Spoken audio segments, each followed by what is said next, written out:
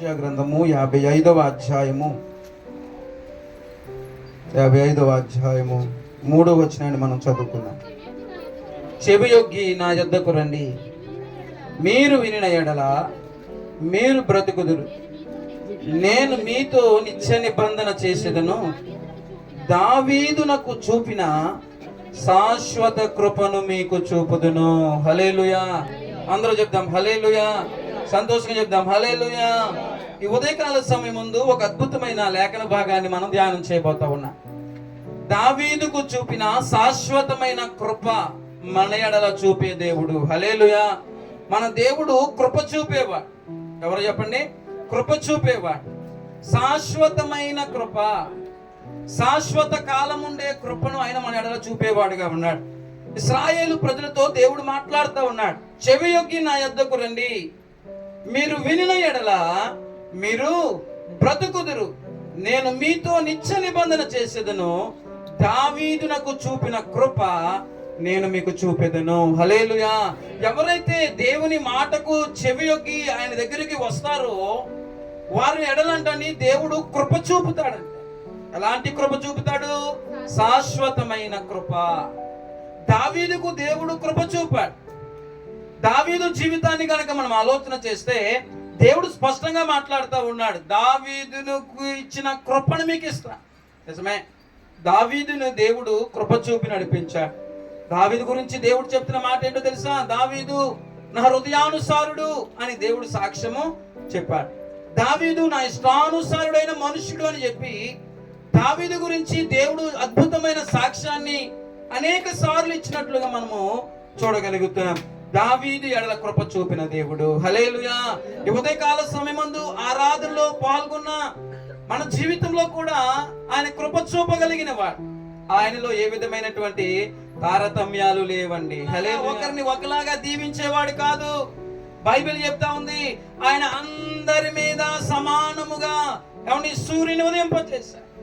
కొంతమందికే సూర్యుడు వస్తున్నాడా? బైబిల్ చెప్తుంది మంచివారి మీదను చెడ్డవారి మీద కూడా ఆయన వెలుగును ఆయన ఉదయింపచేస్తా ఉన్నాడు. హల్లెలూయా. మంచివారి మీద చెడ్డవారి మీద కూడా ఆయన తన వర్షాన్ని కురిపిస్తా ఉన్నాడు. ఆయన తన వర్షాన్ని కురిపిస్తా. ఆయనలో ఏ విధమైన భేదములు లేనే లేవు. హల్లెలూయా. అయితే దేవుడు ఇశ్రాయేలు ప్రజలతో మాట్లాడుతున్నాడు. దావీదుకు చూపిన కృప నేను మీకు కూడా చూపిస్తాను. దావీదుకు మాత్రమే కాదు, ఈరోజు దేవుని ఆరాధిస్తున్న మన ఎడల కూడా ఆయన కృప చూపగలిగిన వాడిగా ఉన్నాడు. హల్లెలూయా. అద్భుతమైన కృప చూపుతాడు. భక్తులకు తన కృప చూపాడు. దేవుడు తన కృప చూపిస్తే వారి జీవితాల్లో అనేకమైన ఆశీర్వాదాలు వారు అనుభవించినట్లుగా మనం చూడగలుగుతాం. చూడండి, 2వ సమూయేలు గ్రంథము 3వ అధ్యాయము 1వ వచనం చదివితే దేవుడు కృప చూపినప్పుడు మన జీవితాలు ఎలాగో ఆశీర్వదించబడతాయో అక్కడ కొన్ని విషయాలు రాయబడి ఉంటాయి. 2వ సమూయేలు గ్రంథము 3వ అధ్యాయము 1వ వచనాన్ని మనం చదువుకుందాం. సౌలు కుటుంబీకులను దావీదు కుటుంబీకులను బహుకాలములు యుద్ధములు జరగగా దావీదు అంతకంతకు ప్రబలెను, సౌలు కుటుంబము అంతకంతకు నేర్సిల్లెను. చాలండి. హల్లెలూయా. ఇక్కడ దేవుని వాక్యము తెలియజేస్తున్న మాట ఏంటంటే సౌలు కుటుంబం అంట అంతకంతకు ఏమైపోతుంది చెప్పండి? నేరసిల్లిపోతుంది. కానీ దావీదు కుటుంబము అంతకంతకు ఏమవుతుంది చెప్పండి? వర్ధిల్లుతా ఉంది. హల్లెలూయా. దేవుని కృప ఎవరి మీద అయితే ఉంటుందో, దేవుని కృప ఎవరినైతే ఆవరిస్తాదో, దేవుని కృప ఎవరికైతే తోడుగా ఉంటుందో బైబిల్ చెప్తున్న మాట వారంతకంతకు ఏమవుతారు చెప్పండి? ప్రబలతారు. హల్లెలూయా. ప్రబలడం అంటే అర్థం ఏంటి చెప్పండి? విస్తరించడం, వ్యాపించడం, వర్ధిల్లడం, ఆశీర్వదించబడడం. దావీదుకి దేవుని కృప తోడుగా ఉంది కాబట్టి అతడు దిగజారిపోవట్లేదు. దావీదుకి దేవుని కృప తోడుగా ఉంది కాబట్టి అతను పతనమైపోవట్లేదు. అతడు అంతకంతకు వర్ధిల్లుతున్నాడు. నిజమే. దేవుని మాట ఎవరైతే వింటారో బైబిల్ చెప్తున్న మాట దావీదుకు చూపిన శాశ్వతమైన కృపను దేవుడు వారికి చూపేవాడిగా ఉన్నాడు. హల్లెలూయా. దావీదుకు చూపిన శాశ్వతమైన కృప మీకు కలిగితే ఏంటి ప్రయోజనం అని మీరు ఆలోచన చేస్తే బైబిలే స్పష్టంగా చెప్తా ఉంది. సౌలు కుటుంబము నీరసిల్లిపోతా ఉంటే దావీదు కుటుంబము అంతకంతకు వర్ధిల్లుతా ఉంది. దేవుని కృప అర్హత లేని మన ఎడల కృప చూపి ఏం చేస్తాడో చెప్పండి, మనల్ని వర్ధిల్ల చేసేవాడిగా ఉన్నాడు. హల్లెలూయా. అంతకంతకు వర్ధిల్లుట. అందరూ చెప్పండి, అంతకంతకు వర్ధిల్లుట. దేవుని కృప ఎవరికైతే తోడుగా ఉంటుందో, అందుకే ఇశ్రాయేలు ప్రజలతో యెషయా ప్రవక్త ద్వారా దేవుడు స్పష్టంగా మాట్లాడుతూ ఉన్నాడు. ఆయన మాటను చెవియొగ్గి వింటే దావీదుకు చూపిన శాశ్వతమైన కృపను దేవుడు మీకు చూపేవాడిగా ఉన్నాడు. హల్లెలూయా. దేవుని కృప ఎవరినైతే ఆవరిస్తుందో వారు ఏమవుతారో చెప్పండి, అంతకంతకు వర్ధిల్లుతారు. అందరూ చెప్పండి, అంతకంతకు వర్ధిల్లుతారు, అంతకంతకు దీవెనగా మార్చబడతారు, అంతకంతకు ఆశీర్వాదకరంగా వారి కుటుంబాలు మార్చబడతాయి, అంతకంతకు దినం వెంబడి దినము, లేకపోతే నెల వెంబడి నెల, సంవత్సరం వెంబడి సంవత్సరము దేవుని సహాయము వారికి దొరుకుతుంది. కనుక వారు ఏమైపోతారు చెప్పండి, ప్రబలుతారు. అందరూ చెప్పండి, ఏమవుతారు, ప్రబలుతారు. ప్రబలడం అంటే ఏంటి చెప్పండి, మీకు అర్థమైంది? వర్ధిల్లుతారు, విస్తరిస్తారు, అభివృద్ధి చెందుతారు. దేవుని కృప ఎవరికైతే ఉండదో వారు నీరసిల్లిపోతారు. ఏమైపోతారు చెప్పండి, దేవుని కృప లేకపోతే ఏమైపోతారు, నీరసిల్లిపోతారు. వారి ముఖాలు ప్రకాశవంతంగా ఉండవు, వారి జీవితాలు ఆనందదాయకముగా ఉండవు, వారి జీవితంలో సంతోషం ఉండదు, సమాధానం ఉండదు, నెమ్మది ఉండదు. దేవుని కృప లేకపోతే, ఆధ్యాత్మిక జీవితంలో దేవుని సహాయం లేకపోతే మీ కుటుంబాలు ఎలాగుంటాయంటే నీరసిల్లిపోతాయి, అనగా వాడిపోతాయి. చాలా కుటుంబాలు ఎలాగున్నాయంటే వాడిపోయినవిగా ఉంటాయి. కొన్ని కుటుంబాలని దర్శిస్తాకి వెళ్తా ఉంటాను, వాళ్ళ కుటుంబాలు ఎలాగుంటాయంటే చాలా పీస్ఫుల్గా ఉంటాయి. గృహాలు ఎలా ఉంటాయి చెప్పండి, చాలా పీస్ఫుల్గా ఉంటాయి, నెమ్మదిగా ఉంటాయి. కొన్ని గృహాలకు వెళ్తూ ఉంటాను, ఏదో ఒక తెలియని నిర్జీవం ఉంటుందండి ఆ కుటుంబాన్ని. ఏదో ఒక తెలియని నిర్జీవము ఆవరించి ఉంటుంది ఆ కుటుంబాన్ని. ఏదో ఒక తెలియని అభివృద్ధి లేని కుటుంబాలు, ఆశీర్వాదం లేని కుటుంబాలు, మూడు బారిన కుటుంబాలుగా అలా చూస్తూ ఉన్నాయి. ఏంటి, అన్నీ ఉన్నాయి కదా, కానీ దేవుని కృప అక్కడ చెప్పండి, దేవుని కృప అక్కడ లేకపోతే మీ గృహాలు ఎలాగుంటాయంటే నీరసిల్లిపోయి, గృహానికి నీరసమవుతుందా పాస్టర్ గారు అంటే వస్తుంది, కలపోతుంది. దేవుని కృప లేకపోతే మన గృహాలు కూడా ఎలాగైపోతాయో తెలుసండి, నిర్జీవముగా మార్చబడతాయి. హల్లెలూయా. జీవము లేని వాటిగా మార్చబడతాయి. అందుకే దేవుని కృప శాశ్వతమైన కృప. ఇశ్రాయేలు ప్రజలకు దేవుడు మాట్లాడుతూ ఉన్నాడు, నా మాటకు మీరు చెవినొగ్గితే దావీదుకు చూపిన శాశ్వతమైన కృపను నేను మీకు చూపిస్తాను. దావీదు దేవుని కృపను పొందుకున్నాడు కనుక అతడు ప్రబలను అని రాయబడి ఉంది. సౌలు తన యొక్క దేవుని కృపను కోల్పోయాడు కనుక అతని కుటుంబము నీరసిల్లిపోయాను అని రాయబడి. నేను చెప్పిన మాట కాదు, బైబిల్ చెప్తున్న మాట. మీరు నీరసిల్లిపోయిన వారుగా ఉండకుందురుగాక. అదే 2 సమూయేలు గ్రంథము 5వ అధ్యాయము 10వ వచనం కూడా మీకు చదివితే కొన్ని విషయాలు మీకు అర్థమవుతాయి. దావీదు అంతకంతకు వర్ధిల్లెను, సైన్యములకు అధిపతియగు యెహోవా అతనికి తోడుగా ఉన్నాడండి. హల్లెలూయా. దావీదు ఏం చేస్తున్నాడు చెప్పండి, అంతకంతకు ఏమవుతున్నాడట? అందరూ చెప్పాలి, ఏమవుతున్నాడట? దగ్గరగా చెప్పాలి అందరూ కూడా. ఏమవుతున్నాడట? అది మీ నోటితో మాట చెప్పాలి. ఏమవుతున్నాడు దావీదు? వర్ధిల్లుతున్నాడు. అంతకంతకు దావీదు కుటుంబము వర్ధిల్లుతూ ఉంది. అంతకంతకు దావీదు జీవితము అభివృద్ధి చెందుతూ ఉంది. ఏంటంటే దానికి గల కారణం అంటే బైబిలే స్పష్టంగా చెప్తా ఉంది, దేవుడైన యెహోవా, సైన్యములకు అధిపతి యెహోవా అతనికి తోడుగా ఉన్నాడు. హల్లెలూయా. అందరూ చెప్పాలి హల్లెలూయా. సంతోషంగా చెప్పాలి హల్లెలూయా. దేవుని కృప అతనికి తోడుగా ఉంది కనుక, దేవుని కృప అతనికి తోడుగా ఉంది కనుక అతను ఏమైపోతాడంటే అక్కడ బైబిల్ చెప్తున్నమాట, వర్ధిల్లుచుండెను. హల్లెలూయా.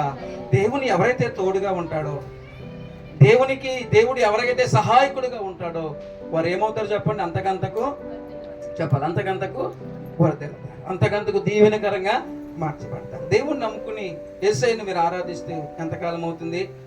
ఎన్ని ఆశీర్వాదాలు, ఎన్ని దీవెనలు మీరు అనుభవిస్తూ ఉన్నారు? ఒక ప్రశ్న మీరు వేసుకుందురుగాక. జనాంగమా, దేవుని బిడలారా, గుర్తుపెట్టుకోండి, దేవుని కృప మీ మీదకి వచ్చినప్పుడు మీరు ఏమవుతారు చెప్పండి, అంతకంతకు వర్ధిల్లుదురుగాక. ఎక్కడేసిన గొంగలి అక్కడే అన్నట్టుగా విశ్వాసుల కుటుంబాలు ఉండకుండును గాక. అభివృద్ధి ఆశీర్వాదమును మీరు పొందుకుని ప్రబలుదురుగాక. దేవుని కృప తోడుగా ఉండాలి. ఎప్పుడు దేవుని కృప మీకు తోడుగా ఉంటుంది అని ఆలోచన చేస్తే, ఇశ్రాయేలు ప్రజలతో దేవుడు చెప్పిన అద్భుతమైన మాట, నా మాటకు మీరు చెవి నొక్కిన ఎడల దావీదుకు చూపిన శాశ్వతమైన కృపను మీకు చూపిస్తాను. దావీదు ఎడల దేవుడు ఏం చూపించాడు తెలుసా? శాశ్వతమైన కృప చూపాడండి. దావీదుకి ఏమొచ్చో తెలుసా? గొర్రెలు కాసుకునే ఏమండి ఒక గొర్రెల కాపరి దావీదు. ఎవరు చెప్పండి? అతను గొర్రెలు కాసుకునేవాడు. గొర్రెలు మందలు మేపుకుంటూ ఎడారిలో తిరిగేవాడు, ఎడారిలో సంచరించేవాడు. దేవుడు తన ఎడల కృప చూపి గొర్రెలు కాసుకున్న వాడిని తీసుకొచ్చి ఎక్కడ కూర్చోబెట్టాడు తెలుసా?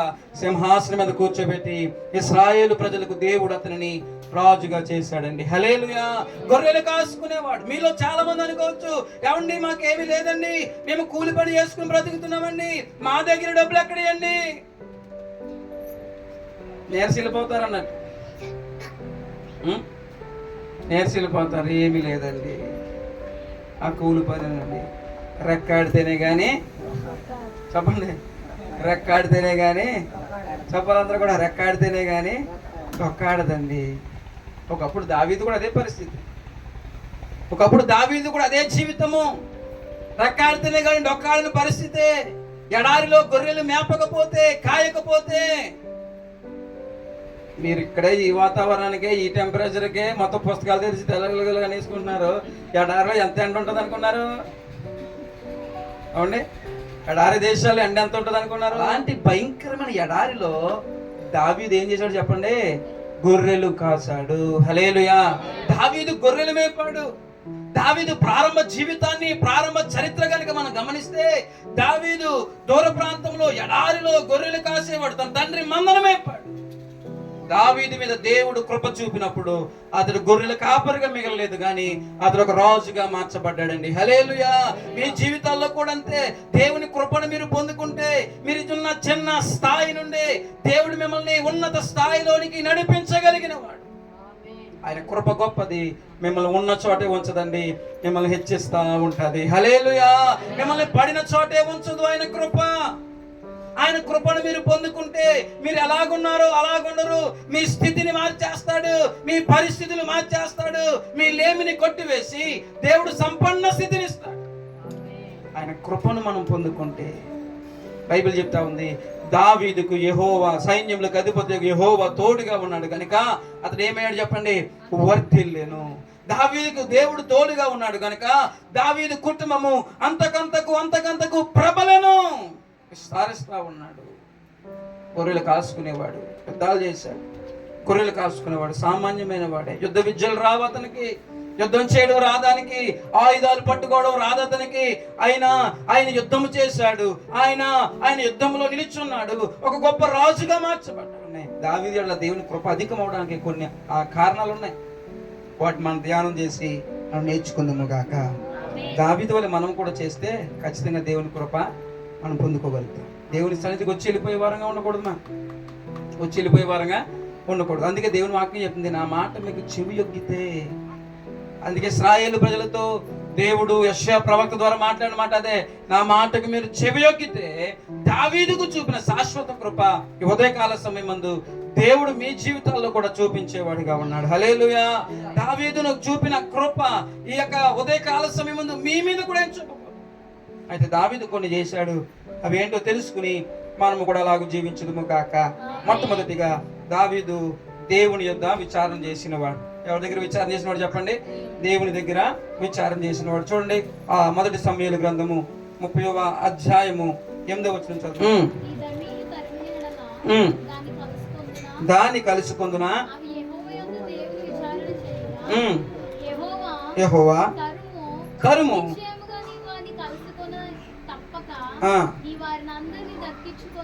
చాలండి. హల్లెలూయా. దగ్గరగా చెప్పాలి. హల్లెలూయా. సంతోషం. హల్లెలూయా. దేవుని కృప దావీదుకు తోడే ఉండడానికి గల మొట్టమొదటి కారణం ఏంటంటే, అతడు దేవుని దగ్గర విచారణ చేసినవాడు. ఎవరి దగ్గర విచారణ చేసినవాడు చెప్పండి? దేవుని దగ్గర విచారణ చేసినవాడు. ఈరోజు దేవుని కృప మనం పొందుకోవాలంటే ఎవరి దగ్గర విచారణ చేయాలి? దేవుని దగ్గర విచారణ చేయాలి. బైబిల్ గ్రంథంలో సౌలు అనే ఒక భక్తుడు ఉన్నాడు. ఆయన దావీదుకు ముందు రాజు. ఎవరు చెప్పండి? దావీదుకు ముందు సౌలు అనే వ్యక్తి రాజుగా ఉన్నాడు. అతను ఎవరి దగ్గర విచారణ చేశాడంటే కర్ణ పిశాచుల దగ్గర విచారణ చేశాడు. ఈ రోజు మీ పరిస్థితులు బాగోలేదు, ఎవరి దగ్గర విచారణ చేస్తున్నారు? ఎవరి దగ్గర విచారణ చేయాలి? దేవుని దగ్గరే విచారణ చేయాలి. ఏ భూత వైద్యుల దగ్గర మీరు విచారణ చేయడానికి వీల్లేదు, ఏ మాంత్రికుని దగ్గరికి వెళ్ళడానికి వీల్లేదు, ఈ లోక సంబంధుల దగ్గరికి వెళ్ళడానికి వీల్లేదు. ఈ రోజు చాలా మంది దేవుని భక్తులు పిలువబడుతున్న వారు దేవుని కృపను పొందుకోకపోవడం గల కారణం ఏమిటంటే వారు ఎవరి దగ్గర విచారణ చేస్తున్నారు చెప్పండి? లోక మనుషుల దగ్గర. ఈ రోజు మంచిదా చెప్పండి? ఈరోజు చెప్పాలందరూ కూడా మంచిదా? ఈ గడియ మంచిదా? ఎవరి దగ్గర విచారణ చేస్తారా? మనుషుల దగ్గర కాదు, మాంత్రికుల దగ్గర. వారు ఏ జ్ఞానంతో మీకు బోధించారో తెలుసా? దెయ్యముల జ్ఞానం చేత. ఏ జ్ఞానం అండి? మీకు ఇల్లు కట్టుకోవాలనిపించిందా? పాస్టర్ గారిని అడగని, నేను చెప్తాను మంచి రోజు పెట్టండి అంతే. ఈ రోజు అని పాస్టర్ గారు మంచి రోజు అన్నారండి మీరు కూడా, అంటే నాకు ఖాళీగా ఉన్న రోజే మీకు మంచి రోజు అంతే. అందరూ చెప్పాలి హల్లెలూయా, సంతోషంగా చెప్పాలి హల్లెలూయా. మీకు ఏదైనా చేయాలనిపించిందా చేసేయండి, మనస్ఫూర్తిగా ప్రార్థనాపూర్వకంగా దేవుని దగ్గర దైవజనుడి దగ్గర మీరు చెప్పి ప్రార్థనాపూర్వకంగా వెళ్ళిపోవడం అంతే చేయమేమి. ఈరోజు చాలా మంది దెయ్యపు ఆత్మల చేత నింపబడిన వ్యక్తుల దగ్గర ఏం చేస్తున్నారు తెలుసా? వారు విచారణ చేస్తారు. హల్లెలూయా, అందరూ చెప్పాలి హల్లెలూయా. ఏ జ్ఞానంతో చెప్తున్నారు వాళ్ళు? కాల జ్ఞానం అంటే బైబిల్ చెప్తుంది దెయ్యముల జ్ఞానము. ఏం చెప్పండి?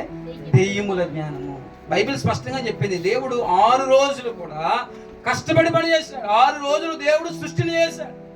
సోమవారం సృష్టిని చేసి మంగళవారం సృష్టిని ఆపలేదండి. ఆపరని ఎక్కడనే బైబిల్ అంతా మీరు చదవండి. దేవుడు 6 రోజులు సృష్టిని చేశాడు. 6 రోజులు సమస్తాన్ని దేవుడు కలుగజేశాడు. 6 రోజులు దేవుడు భూమిని ఆయన కావలసిన సమస్త జీవరాశులను తయారు చేసి 7వ రోజు ఆయన విశ్రమించాడంట. బైబిల్ చెప్తుంది ఆ రోజు మీరు దేవుని ఆరాధించాలని తన ప్రజలకు దేవుడు నేర్పించాడు. హల్లెలూయా. 6 రోజులు మంచిదే. బైబిల్ చెప్తుంది దేవుడు ప్రతిదీ మంచిగానే చేశాడు. దేవుడు సృష్టిని చేసినప్పుడు ఈ రోజు మంగళవారం కదా ఈరోజు చేయనన్నాడా? ఈరోజు శుక్రవారం కదా నేను చేయనన్నాడా? ఒకవేళ ఆయన కానీ మనకులాగే అలాగే ఆపేసి ఉంటే ఈ సృష్టి అర్థంగా ఉండిపోతుంది, సగంగా ఉండిపోతుంది అన్నట్టు. ఏది ఫిల్ఫిల్గా మారబడకపోతుంది. ఈరోజు మీరు ఎక్కడ విచారణ చేస్తున్నారు? జాగ్రత్త క్రైస్తవ జనమా, మీరు దేవుని దగ్గర విచారణ చేయుదురుగాక. అందరూ చెప్పాలి దేవుని దగ్గర మీరు కనిపెట్టుదురుగాక, దేవుని యొక్క చిత్తములో మీరు నడుచుదురుగాక, దెయ్యముల జ్ఞానము చేత బోధించే వారి దగ్గరికి మీరు వెళ్ళకుందురుగాక. అందరూ చెప్పారు వెళ్ళకుందురుగాక. కృపను పొందుకున్నాడు దావీదు. దేవుని యొక్క శాశ్వతమైన కృప చేత అతడు వర్ధిల్లాడు, ప్రబలాడు. దానికి గల కారణం ఏంటో తెలుసా? దావీదు తన పరిస్థితిని బట్టి దేవుని దగ్గర విచారణ చేసిన వాడు. దేవుని యొక్క దగ్గర విచారణ చేయండి, దేవుని కృప మీకు తోడుగా ఉంటుంది. మీరు అంతకంతకు ఏమవుతారు చెప్పండి? వర్ధిల్లుతారు. లేదు మేము దేవుని దగ్గర విచారణ చేయము, దెయ్యముల బోధన మేము ఆశ్రయిస్తామంటే బైబిల్ చెప్తుంది మీరు అంతకంతకు ఏమైపోతారు చెప్పనా? నీరసిల్లిపోతారు. హల్లెలూయా. అంతకంతకు నీరసిల్లిపోతారు, దిగజారిపోయే పరిస్థితులే. అందుకే దావీదు దేవుని కృప చూపడానికి గల మొట్టమొదటి కారణం ఏంటంటే దావీదు దేవుని దగ్గర విచారణ చేశాడు అతడు. రెండవదిగా అతని దేవుని కృపను పొందుకోవడం గల కారణం ఏంటంటే దేవుడు అతనికి ఆజ్ఞాపించిన ప్రకారం అంతా కూడా చేశాడంటే. 2వ సమూయేలు గ్రంథము 5వ అధ్యాయము 2వ సమూయేలు గ్రంథము 5వ అధ్యాయము 25వ వచనాన్ని మనం చదువుకుందాం. 2వ తనకు ఆజ్ఞాపించిన ప్రకారము చేసి గెబా నుండి గెజెరు వరకు ఫిలిష్తీయులను హతము చేసెను. హల్లెలూయా. రెండవదిగా దేవుని కృప అతనికి తోడుగా ఉండి అతడు అంతకంతకు అభివృద్ధి చెందడం గల రెండవ కారణం ఏంటంటే దేవుడు అతనికి ఆజ్ఞాపించినదంతా చేశాడంటే. ఏంటి చెప్పండి? దేవుడు తనకు ఆజ్ఞాపించినదంతా కూడా చేశాను గనుక అతడు ఏమయ్యాడు చెప్పండి? వర్ధిల్లాను. అందరూ చెప్పండి అతను ఏమయ్యాడు? వర్ధిల్లాడు. ఎందుకు వర్ధిల్లాడు? దేవుడు అతనికి చెప్పింది చేశాడు. చెప్పలేదు మనం ఏది కూడా చేయక్కర్లేదు. హల్లెలూయా. బైబిల్ మీకు ఏది బోధించిందో దాని ప్రకారంగా మీరు జీవించండి చాలు. దేవుడు అభివృద్ధికరంగా మీ జీవితాలు మార్చునుగాక. దేవుడు ఆశీర్వాదకరంగా మీ జీవితాలు మార్చునుగాక. బైబిల్ చెప్పలేదు మీరు చెయ్యొద్దండి. యేసు ప్రభువుని నమ్ముకుని బైబిల్ సంకలో పెట్టుకుని వస్తున్నా మీరు అందరూ కూడా ఏం చేయాలి? దేవుడు చెప్పిందే, దేవుడు చెప్పలేదు ఏది కూడా మనము చేయకూడదు. ద్వితీయోపదేశ కాండము 28వ అధ్యాయము మొదటి నుంచి చదవండి. నీవు నీ దేవుడైన యెహోవా మాట శ్రద్ధగా విని నేడు నేను నీకు ఆజ్ఞాపించుచున్న ఆయన ఆజ్ఞలన్నిటిని అనుసరించి నడుచుకున్న ఎడల నీ దేవుడైన యెహోవా భూమి మీదనున్న సమస్త జనముల కంటే నిన్ను హెచ్చించు. హల్లెలూయా. ఇశ్రాయేలు ప్రజలతో దేవుడు చెప్తున్న మాట, నేడు నీవు ఆయన మాట శ్రద్ధగా విని ఆయన నీకు ఇచ్చిన ఆజ్ఞలు నువ్వు గైకొంటే పట్టణంలో దీవించబడతారంట. చెప్పండి. పొలములో దేవుని మాట ఇంటి ఎక్కడున్నా మీకు దీవెనే. చాలా మంది అంటారు సిటీ అయితే బాగుంటుందండి, ఏంటంట సిటీ అయితే బాగుంటుందండి, బోలు పనులు ఉంటాయండి, మాకు పల్లెటూరులో ఉన్నామండి, మాకు ఏ పనులు కూడా చెప్పాలి. అందరూ కూడా అనుకుంటారా? మీరు అనుకుంటారు, కానీ బైబిల్ చెప్తుంది సిటీలోనే దీవెన కాదు, పల్లెటూరులో కూడా నిన్ను దీవించగలిగిన దేవుడు నీ దేవుడు. హల్లెలూయా. అందరూ చెప్పాలి హల్లెలూయా.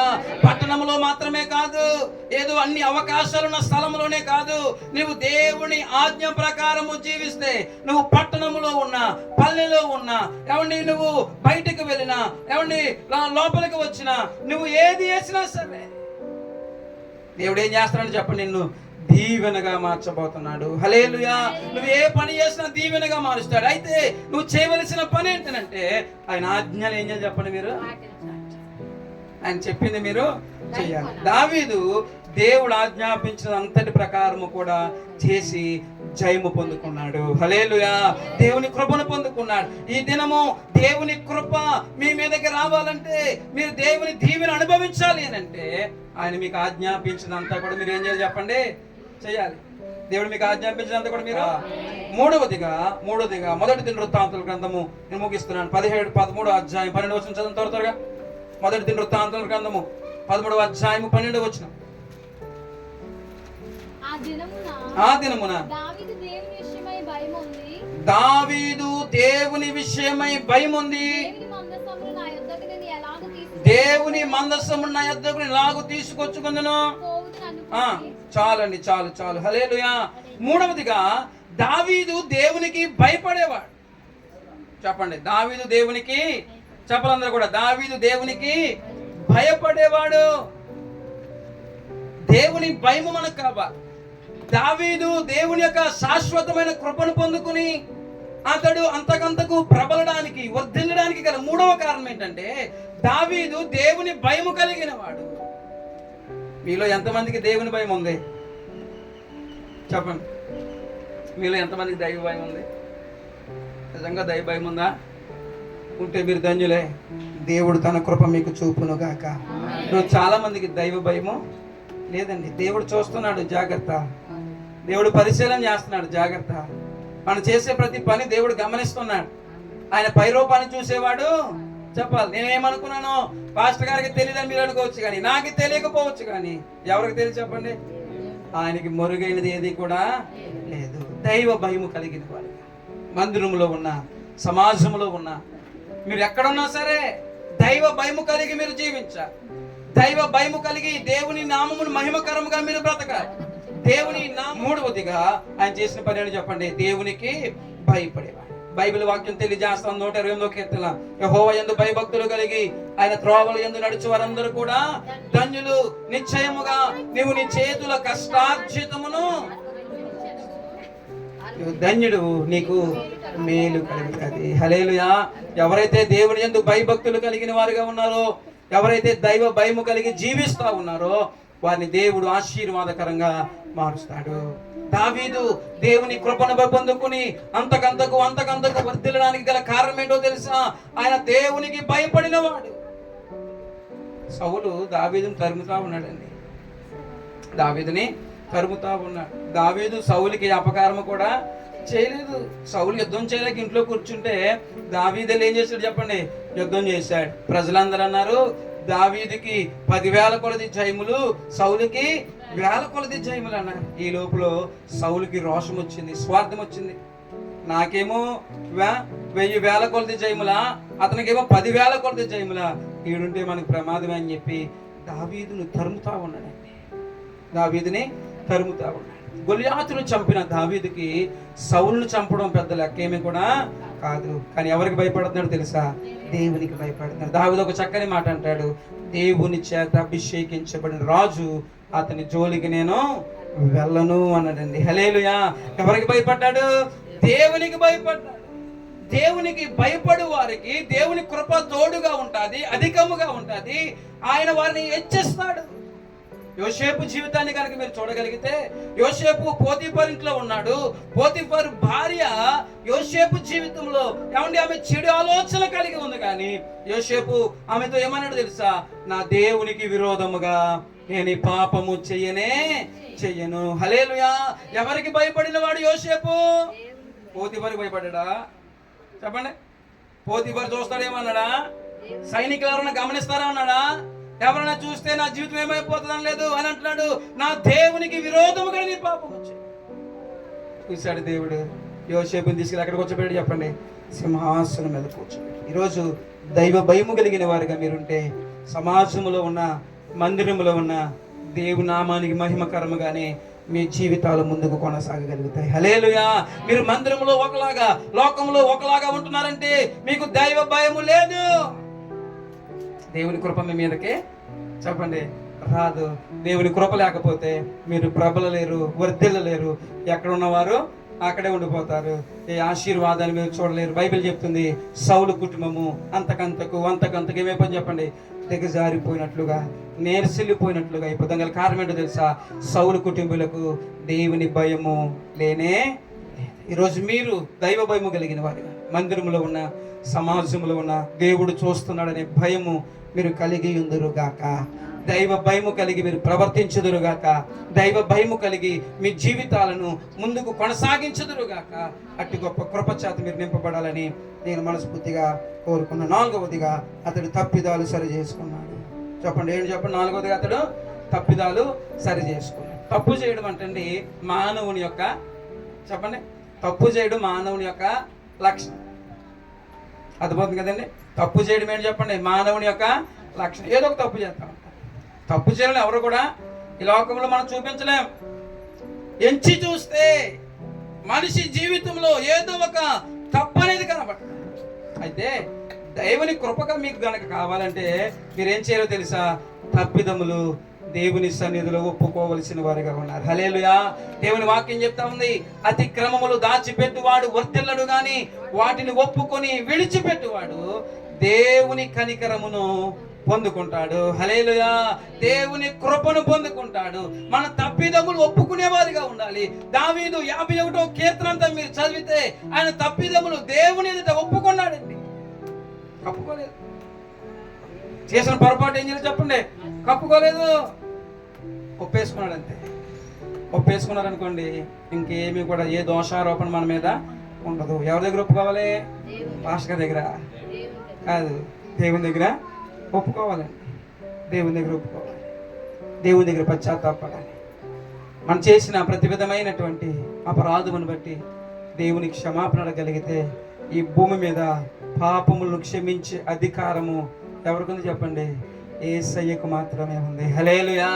ఈ భూమి మీద పాపములను క్షమించే అధికారము, దోషములను మరణించే అధికారము, ఒక పాపిని నీతిమంతునిగా మార్చగలిగే అధికారము యేసు ప్రభువానికే ఉంది. కనుక మనం కూడుకున్న ప్రతిసారి కూడా మన తప్పిదములు సరి చేసుకుందాము గాక. 5వ విషయం చెప్పి ముగిస్తాను. మొదటి దినవృత్తాంతముల గ్రంథము 29వ అధ్యాయము 12 నుంచి చదవండి. మొదటి దినవృత్తాంతముల గ్రంథము 29వ అధ్యాయము 12వ వచనం చదవండి. త్వరగా తెలియాలి, టైం అయిపోయింది.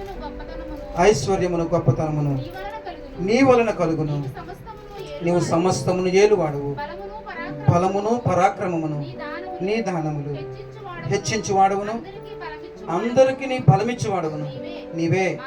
మా దేవా, మేము నీకు కృతజ్ఞతాస్తుతులు చెల్లించుచున్నాము. చాలండి. హల్లెలూయా. 5వదిగా అతడు ఎవరు చెప్పండి? కృతజ్ఞత చెల్లించేవాడు.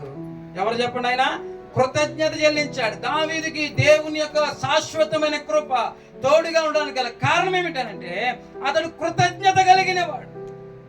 ఎవరు చెప్పండి? ఆయన కృతజ్ఞత కలిగిన. అందరూ చెప్పాలి, ఎవరైనా కృతజ్ఞత కలిగిన వాడు. అందరూ చెప్పాలి, ఎవరైనా కృతజ్ఞత. కృతజ్ఞత కావాలి. దేవుడు చేసిన ఏ మేలు కూడా మనము మర్చిపోకూడదు. దేవుని సన్నిధిలో ఏం కలిగి ఉండాలి? మనం అవసరం తీరిపోయాక దేవుని మర్చిపోయేవారుగా ఉండకూడదు. మన స్థితి మారాక దేవుని మర్చిపోయేవారంగా ఉండకూడదు. బలహీనతను దేవుడు విడిపించిన తర్వాత మనం దేవుని మర్చిపోయేవారంగా ఉండకూడదండి. కృతజ్ఞత లేని వారి మీదకి దేవుని కృప రానే రాదు. దేవుని శాశ్వతమైన కృపను మీరు పొందుకోవాలంటే దేవుడు చేసిన ప్రతి మేలును బట్టి కృతజ్ఞత చెల్లించాలి. నేనేమై ఉన్నానో అది దేవుని కృపని గుర్తెరిగి ఆయన్ను స్తుతించే వారముగా ఉండాలి. దావీదు అంటున్నాడు, ఘనత గౌరవ మర్యాదలు అనుగ్రహించిన వాడు నీవే, నీకు మేము కృతజ్ఞత చెల్లించుచున్నాము. హల్లెలూయా. దేవునికి కృతజ్ఞత చెల్లించే జనాంగముగా మనం ఉండాలి, కృతజ్ఞులమై ఉండాలి. దేవుడు చేసిన మేలు ఏ మేలు కూడా మనము మర్చిపోకూడదు. ఏ స్థితి నుండి దేవుడు మనల్ని ఏ స్థితి వైపు నడిపిస్తా ఉన్నాడో, ఎలాగో మన జీవితాన్ని ఆయన ఆశీర్వాదకరంగా మారుస్తున్నాడో గుర్తెరిగి ఆయనకి కృతజ్ఞులమై ఉండాలి. కృతజ్ఞత చెల్లించాలి. హల్లెలూయా. ఏమి ఇచ్చాడని చెల్లించమంటారు పాస్టర్ గారు అంటే, నువ్వు బ్రతికున్నావు, అందుకు దేవుని స్తుతించు, సమస్తాన్ని దేవుడు నీకు ఇస్తాడు. హల్లెలూయా. ఉన్నదాన్ని బట్టి ప్రభుని ఆరాధించండి. మీకు రావాల్సిన ఆశీర్వాదాలన్నీ కూడా దేవుడు మీకు సకాలంలో దయచేయను గాక. కృతజ్ఞత చెల్లించేవారుగా ఉందరు గాక. కృతజ్ఞతాస్తుతులు చెల్లించండి మీకు ఉన్నదాన్ని బట్టి. హల్లెలూయా. ఈరోజు మీకు ఏముందో, ఈరోజు మీరు ఏ స్థితిలో ఉన్నారో దాన్ని బట్టి ఏమండి కృతజ్ఞత కలిగి దేవా నీకు వందనాలని కృతజ్ఞత చెల్లించగలిగితే, దావీదు అంటున్నాడు, దేవా నీవే సమస్తమును మాకు ఇచ్చావయ్యా, దాన్ని బట్టి మీకు మేము ఏం చేస్తున్నాం అన్నాడైనా కృతజ్ఞతాస్తుతులు చెల్లించుతున్నాం. అతను కృతజ్ఞత కలిగిన వాడు కనుక దేవుడు అతను ఏం చేశాడు చెప్పండి, అంతకంతకు ప్రబలింపచేశాడు, వర్ధిల్లింపచేశాడు, ఆశీర్వదించాడు. నీరసపడిపోవడం లేదండి, దిగజారిపోవడం లేదండి, కింద పాడేలేదండి. అతడి గౌరవ మర్యాదలు దేవుడు అనుగ్రహించాడు. గొర్రెలు కాసుకున్న దావీదు ఎక్కడ కూర్చున్నాడు చెప్పండి? ఇప్పుడు సింహాసనం ముందు కూర్చుని ప్రజలు నిలబడి కృతజ్ఞత కలిగిన వారి దేవుని కృప తోడుగా ఉంటారు. దేవుడి ఉదయకాల సమయం మీకు వాగ్దానం చేస్తున్నాడు, దావీదుకు చూపిన శాశ్వతమైన కృపను నేను మీకు దయచేస్తాను. తలలోంచండి, ప్రార్థన చేసుకున్నాను.